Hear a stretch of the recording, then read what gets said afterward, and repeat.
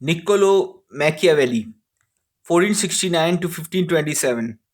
The Italian political philosopher Niccolo Machiavelli is notorious for his blunt advice that a ruler interested in maintaining and increasing his power should make use of deceitfulness, cunning, and lies, combined with a ruthless use of force.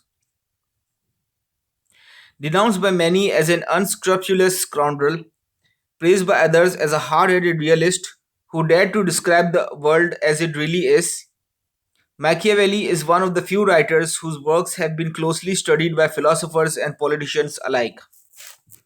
Machiavelli was born in 1469 in Florence, Italy. His father, a lawyer, was a member of a prominent family, but was not well off financially. Throughout Machiavelli's lifetime, the height of the Italian Renaissance, Italy was divided into many small principalities, in contrast to such relatively unified states as France, Spain, and England. It is therefore not surprising that in his day Italy was militarily weak, despite the brilliance of her culture. During Machiavelli's youth, Florence was ruled by the famous Medici ruler Lorenzo the Magnificent. But Lorenzo died in 1492, and a few years later, the Medici were driven from Florence. Florence became a republic, and in 1498, the 29-year-old Machiavelli obtained a high position in the Florence civil service. For the next 14 years, he served the Florentine Republic and engaged in various diplomatic missions in its behalf, traveling to France, to Germany, and within Italy. In 1512, the Florentine Republic was overthrown and the Medici returned to power. Machiavelli was dismissed from his office, and the following year, he was arrested on suspicion of being involved in a conspiracy against the new Medici rulers. He was tortured but maintained his innocence and was released that same year. Afterward, he retired to a small estate at San Cassiano, not far from Florence. During the next 14 years, he wrote several books, of which the two most famous are The Prince and the Discourses upon the first 10 books of Titus Livius. Among his other works are The Art of War, A History of Florence, and La Mandragola. However, his principal fame rests upon The Prince, perhaps the most brilliantly written and certainly the most easily readable of all philosophical treatises. Machiavelli was married and had six children. He died in 1527 at the age of 58. The Prince may be considered a primer of practical advice for a head of state. The basic point of view of the book is that in order to succeed, a prince should ignore moral considerations entirely and depend upon strength and cunning. Machiavelli stresses heavily the importance above all else of a state being well armed. He emphasizes that only armies conscripted from a state's own citizens are reliable. A state that depends on mercenary troops or upon the troops of other states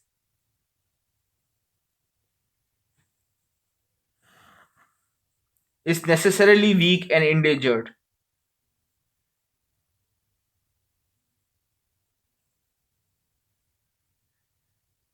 Machiavelli advises the prince to gain the support of the populace, since otherwise he will have no resource in adversity. Of course, Machiavelli understands that sometimes a new ruler, in order to secure his power, must do things that displease his subjects. He suggests, though, that in taking a state, the conqueror must arrange to commit all his cruelties at once, so as not to have to recur to them every day.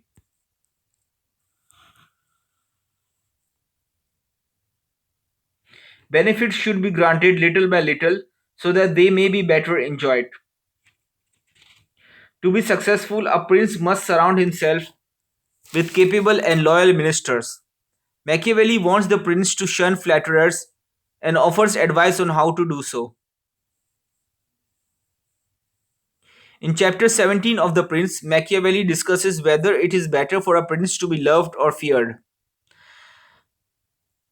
Quote, the reply is that one ought to be both feared and loved, but it is much safer to be feared than loved. If one of the two has to be wanting, For love is held by a chain of obligation which, men being selfish, is broken whenever it serves their purposes. But fear is maintained by a dread of punishment which never fails. Chapter 18 is entitled In What Way Princes Must Keep Faith. Machiavelli states that a prudent ruler ought not to keep faith when by so doing it would be against his interest. He adds, nor have legitimate grounds ever failed a prince who wished to show excuse for the non fulfillment of his promise. For men are so simple and so ready to obey present necessities that one who deceives will always find those who allow themselves to be deceived. As a natural corollary of such views, Machiavelli advises his prince to be suspicious of the promises of others. The prince has often been called a handbook for dictators.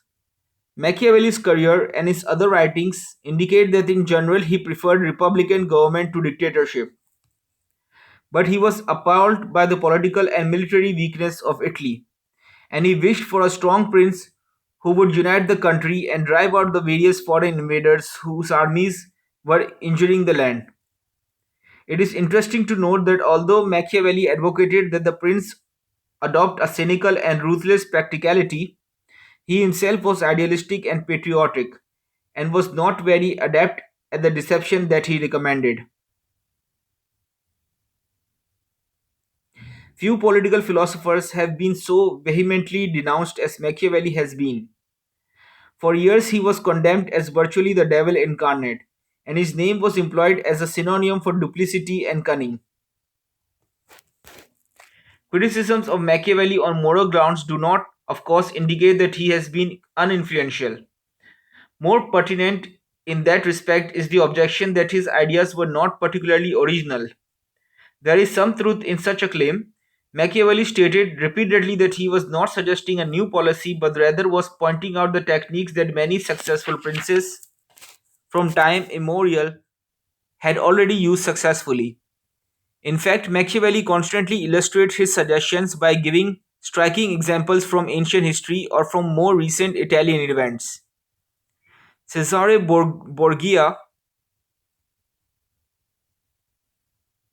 did not learn his tactics from Machiavelli. Quite the reverse, Machiavelli learned from him. Although Benito Mussolini was one of the few political leaders ever to praise Machiavelli publicly, there is no doubt that a large number of prominent political figures have read The Prince with care. It was said of Napoleon that he slept with a copy of The Prince beneath his pillow, and similar remarks have been made concerning Hitler and Stalin. Still, it does not seem clear that Machiavellian tactics are more prevalent in modern politics than they were before publication of The Prince.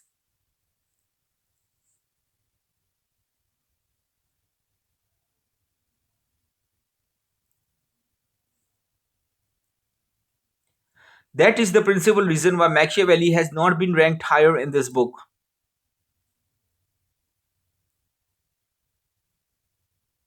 But if the extent of Machiavelli's effect on political practice is unclear, his influence on political theory is undisputable.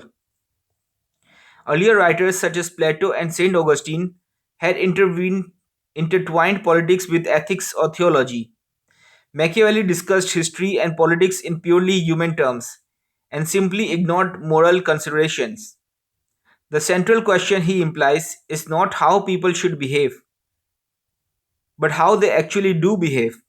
Not who should have power, but how men actually achieve power. That political theory is discussed today in a far more realistic manner than formerly is to no small extent due to Machiavelli's influence.